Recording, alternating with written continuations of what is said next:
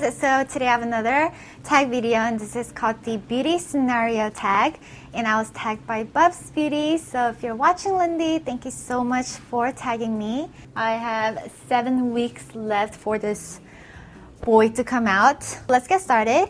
There are 8 questions and I'm just going to read it off of my phone. Okay, the first question is you have to get rid of all your foundations and you can only keep one high-end and one drugstore. Which do you keep?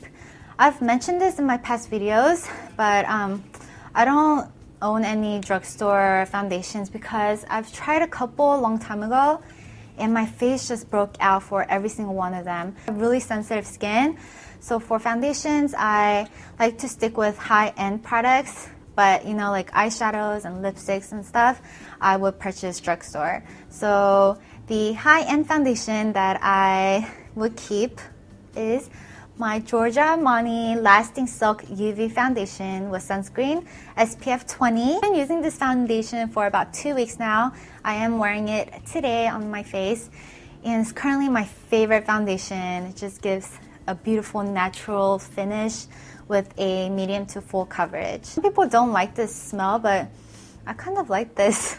And it has gorgeous packaging. Question number 2, you go for an interview and the lady interviewing you has lipstick on her teeth. Do you approach the subject or ignore it completely?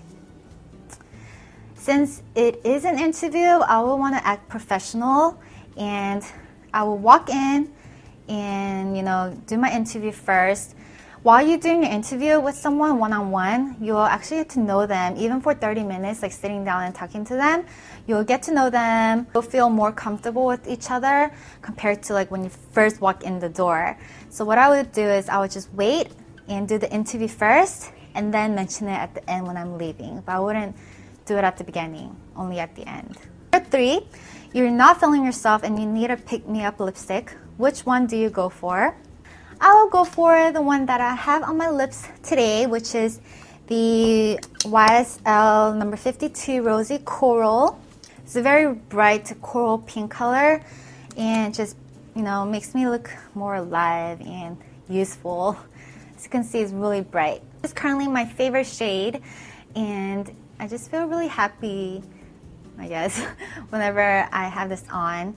And this took me months and months to actually get my hands on. So this would be the lipstick that I would pick up. Number 4, you go back in time for a day to your teenage years. How would you do your hair and makeup differently? Okay, so when I was in high school, I only wore eyeliner, which was the Maybelline liquid liner. That's the only thing that I owned and the only thing that I knew how to do. But you know, like right now, I do my eyeliner really thin.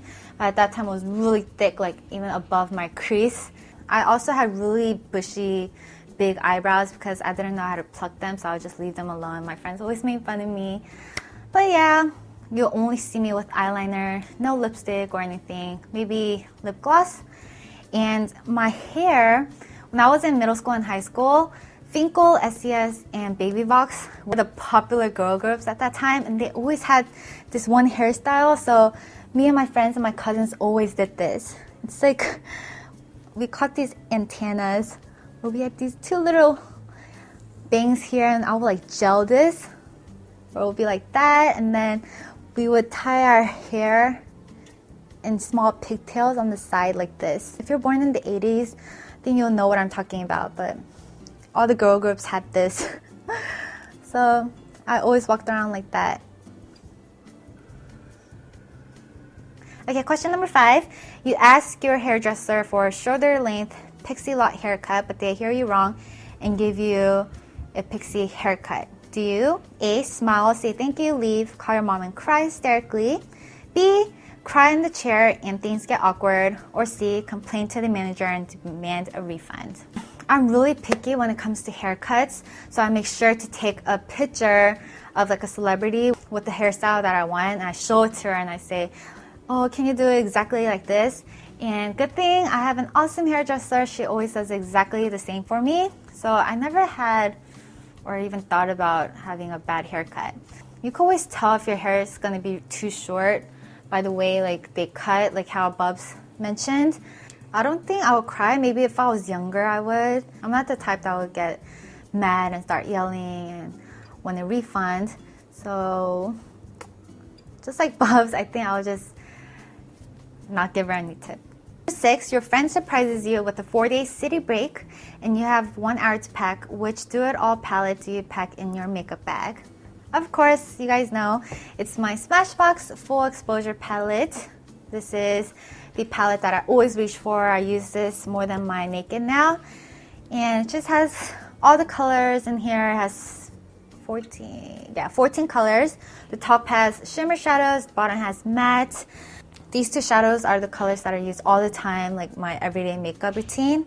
Number 7, your house has been robbed. Don't worry, everyone is safe, but your beauty stash has been raided. What's the product you really hope is safe? Now, honestly, if my house was robbed, my beauty stash would be the last thing on my mind. I would worry more about, my cameras and my wallet and stuff like that. I would say it's the YSL lipstick that I showed earlier, just because it's my favorite and it took me a really long time to actually purchase this. I would worry more about my skincare products than my makeup because, I could go on a day or a week without makeup, but skincare stuff is things that I have to use every day.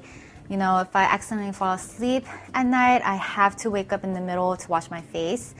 And makeup, I could always, just walk out, go to the mall and purchase it. But my skincare products are things that I have to order online, so it takes longer and it takes maybe like a week to arrive. Last question. Your friend borrows your makeup and returns it in awful condition. Do you A, just pretend you haven't noticed, B, ask them to repurchase it, or C, secretly do the same to something of theirs? If it was something that's not too noticeable, I wouldn't care, but if it was like a lipstick that she borrowed and the whole thing is gone, I'll question her and be like, what happened? And just hear what happened to the lipstick, like if her dog ate her or something. But I wouldn't, get mad at her or make her repurchase it or do the same thing to hers. That was all for this tag. I hope you guys enjoyed it. My leg hurts so much right now for standing. I should have sat on a chair. I am going to tag a few people to do this. I can't think of people right now at this moment, but I will list them down in the video info box. So yeah, I'll talk to you guys later. Bye!